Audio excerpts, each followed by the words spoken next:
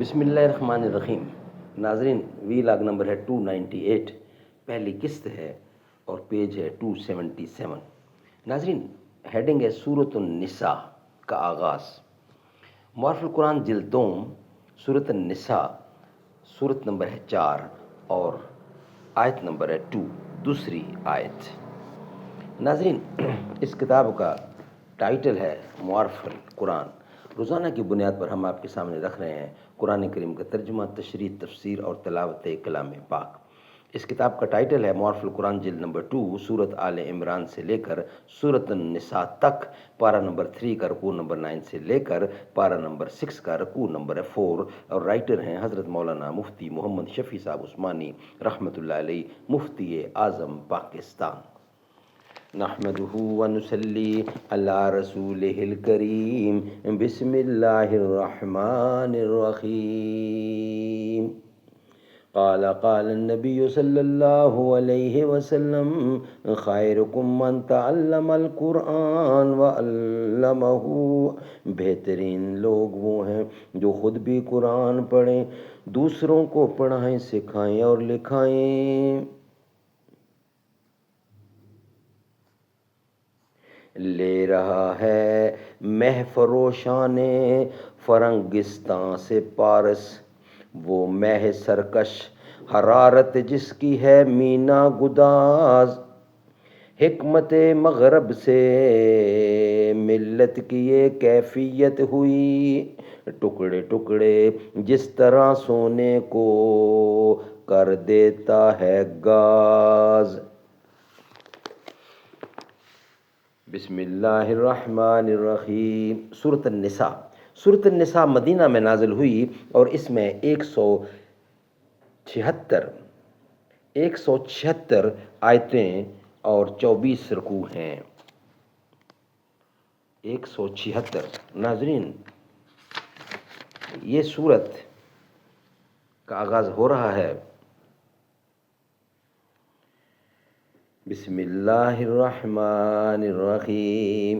یا ایہا الناس اتقوا ربکم الذی خلقکم من نفس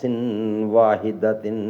وخلق منہا زوجہا وبث منہما رجالا کثیرا ونساء واتقوا اللہ الذی تساءلون بہ والارحام ان اللہ علیکم رقیبا۔ شروع اللہ کے نام سے جو بے حد مہربان نہایت رحم والا ہے۔ اے لوگو، ڈرتے رہو اپنے رب سے جس نے پیدا کیا تم کو ایک جان سے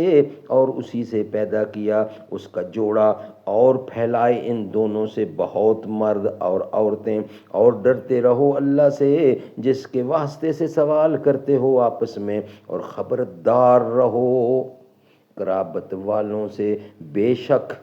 اللہ تم پر نگہبان ہے۔ وَآتُوا الْيَتَامَ أَمْوَالَهُمْ وَلَا تَتَبَدَّلُوا الْخَبَائِثَ بِالطَّيِّبِ وَلَا تَأْكُلُوا أَمْوَالَهُمْ إِلَىٰ أَمْوَالِكُمْ إِنَّهُ كَانَ حُوبًا کبیرا۔ اور ڈرتے رہو یتیموں کو ان کا مال، اور دے ڈالو یتیموں کو ان کا مال، اور بدل نہ لو برے مال کو اچھے مال سے، اور نہ کھو ان کے مال اپنے مالوں کے ساتھ، یہ ہے بڑا وبال۔ ناظرین، یہ تھا آغاز سورۃ النساء کا۔ اس کی ربط آیات و سورت آل عمران کی آخری آیت تقوی پر ختم ہوئی ہے، اور یہ سورت بھی حکم تقوی سے شروع ہو رہی ہے۔ پہلی سورت میں بعض غزوات اور مخالفین کے ساتھ برتاؤ کرنے اور غزوات کے سلسلے میں مال غنیمت حاصل ہونے پر خیانت کی مذمت اور بعض دیگر امور کا ذکر تھا۔ اس صورت کے شروع میں اپنوں سے میل جول یعنی حقوق العباد سے متعلق احکام ہے، مثلا یتیموں کے حقوق، رشتہ داروں اور بیووں اور بیویوں کے حقوق، رشتہ داروں اور بیویوں کے حقوق وغیرہ، لیکن حقوق کچھ تو ایسے ہیں جو قانون انضباط میں آ سکتے ہیں اور ان کی ادائیگی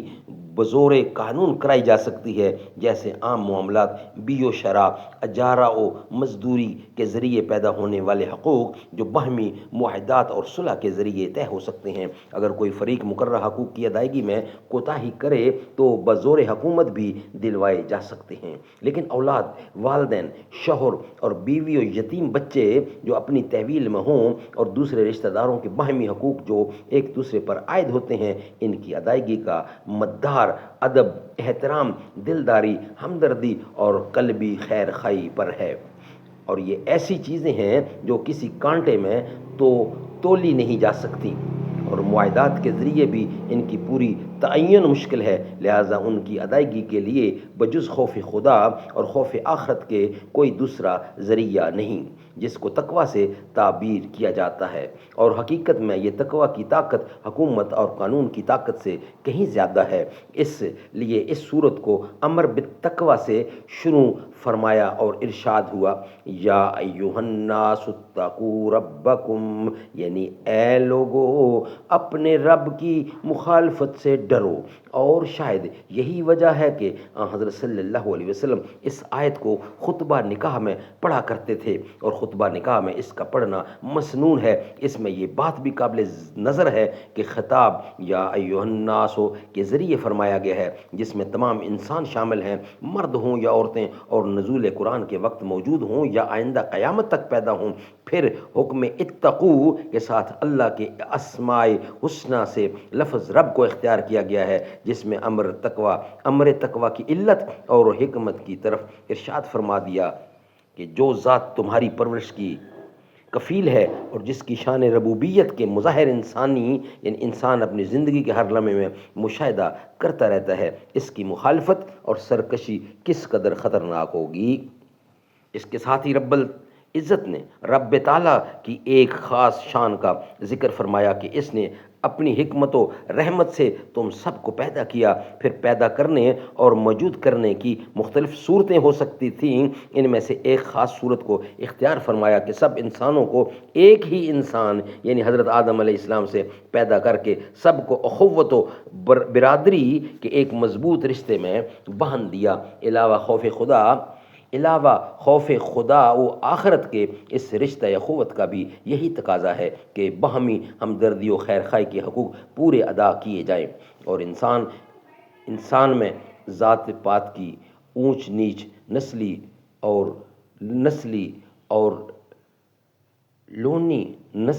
لونی یا لسانی امتیازات کو شرافت و رذالت کا معیار نہ بنایا جائے۔ اس لیے فرمایا، الذی خلقکم من نفس واحدۃ وخلق منها زوجها وبث منہما رجالا کثیرا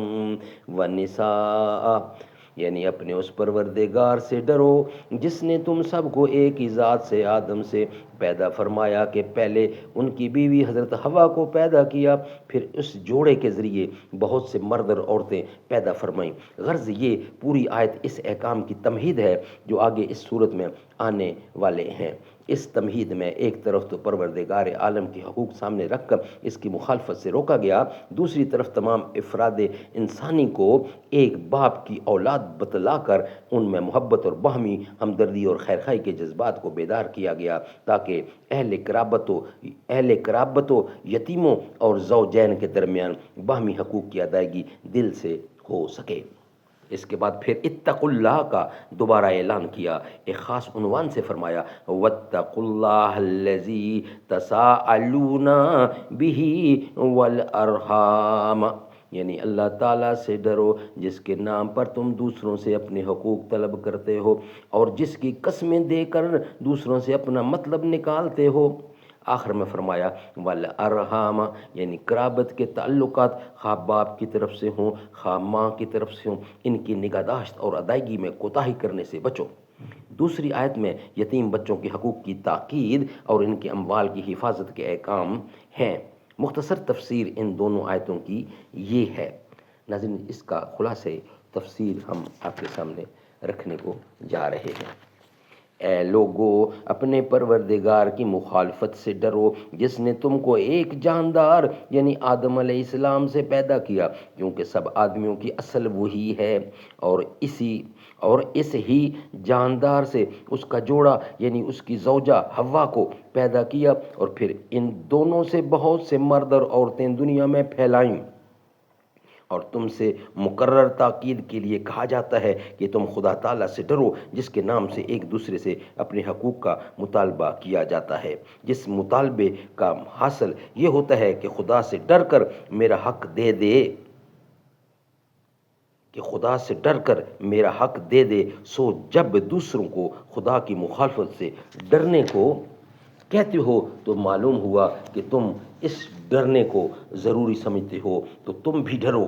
اور اول تو تمام احکام الہیہ میں مخالفت سے بچنا اور ڈرنا ضرور ہے، لیکن اس مقام پر ایک حکم خصوصیت کے ساتھ ذکر کیا جاتا ہے کہ قرابت کے حقوق ضائع کرنے سے بھی ڈرو۔ بالیقین اللہ تعالیٰ تم سب کے حالات کی اطلاع رکھتے ہیں۔ اگر مخالفت کرو گے مستحق سزا ہوگے،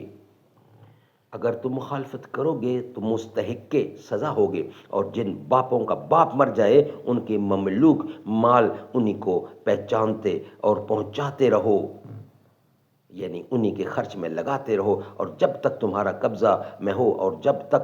قبضے میں ہو تم ان کے مال میں شامل کرنے کے لیے ان کی اچھی چیز سے بری چیز کو مت بدلو، یعنی ایسا مت کرو کہ ان کی اچھی چیز تو نکال لی جائے اور بری چیز ان کے مال میں ملا دی جائے، اور ان کے مال مت کھو اپنے مالوں کے رہنے تک، البتہ جب تمہارے پاس کچھ نہ رہے تو بقدر حق الخدمت اپنے گزارا کے لیے ان کے مال سے لینا درست ہے، جیسا آگے آوے گا۔ وَمَنْ كَانَ فَقِيرًا، ایسی کارروائی کرنا کہ بری چیز ان کے مال میں شامل کر دی یا بلا ضرورت ان کے مال سے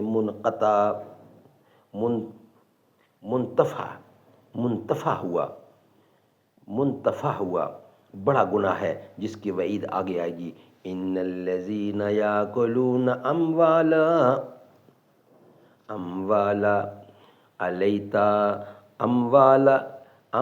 الیتامی، ناظرین اس کا بقیہ حصہ ہے معارف و مسائل، وہ ہم انشاءاللہ آپ کے ساتھ شیئر کریں گے نیکسٹ ویلاگ کی صورت میں۔ یہ ویلاگ ہم یہاں ہی کمپلیٹ کر رہے ہیں، یعنی معارف و مسائل میں ہیڈنگ ہے صلہ رحمی کے معنی اور اس کے فضائل، وہ ہم انشاءاللہ آپ کے ساتھ شیئر کریں گے نیکسٹ ویلاگ کی صورت میں۔ یہ آج کا ویلاگ یعنی پہلی قسط الحمدللہ مکمل ہوئی۔ اے مرد مجاہد جاگ ذرا، اے مرد مجاہد جاگ ذرا، اب وقت شہادت ہے آیا، اللہ اکبر اللہ اکبر، اللہ کی رحمت کا سایہ توحید کا پرچم لہرایا، سر رکھ کے ہتھیلی پر جانا ہے ظلم سے تجھ کو ٹکرانا، ایمان کا ہے مت والا تو، اسلام کا ہے رکھوالا تو، ایمان ہے تیرا سرمایہ، اے مرد مجاہد جاگ ذرا، اب وقت شہادت ہے آیا، باطل کی نظر للچائی ہے انسان پہ تنگ خدائی ہے، باطل کی نظر للچائی ہے انسان پہ تنگ خدائی ہے، سر کفر نے دیکھ ابھارا ہے، اسلام کو پھر للکارا ہے، تقدیر نے یہ دن دکھلایا، اے مرد مجاہد جاگ ذرا، اب وقت شہادت ہے آیا، اللہ اکبر اللہ اکبر، تو ہاتھ میں اب تلوار اٹھا، رکھ سر پہ کفن میدان میں آ، تو ہاتھ میں اب تلوار اٹھا رکھ سر پہ کفن میدان میں آ، تقدیر تیری تدبیر تیری تدبیر تیری تقدیر تیری، سب دنیا ہے جاگیر تیری، تاریخ نے ہے یہ بتلایا، تاریخ نے ہے یہ بتلایا، اب وقت شہادت ہے آیا، اللہ اکبر، اللہ اکبر۔